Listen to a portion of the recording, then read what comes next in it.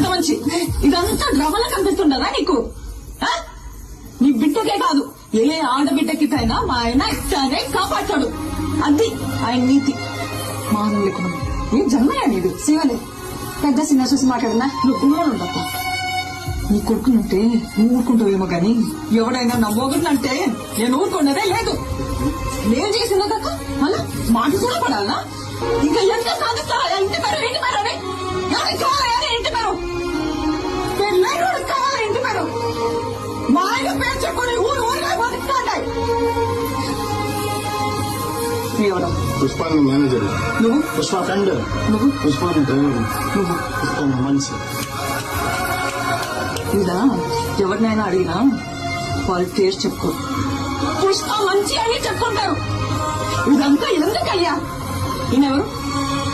పుష్పాలన్నా ఇది నా మొగడంటే. యో, పుష్ప అంటే పేరు కాదు, పుష్ప అంటే బ్రాండ్. చిన్నమ్మ చిన్నమ్మ అసలు ఆపు. నువ్వు ఉన్నారు కదా ఇక్కడ తాటి చెట్లగా తీసుకువెళ్ళి ఇల్లు కొనుక్కుంటారు. సమీ పోదామా సమీ?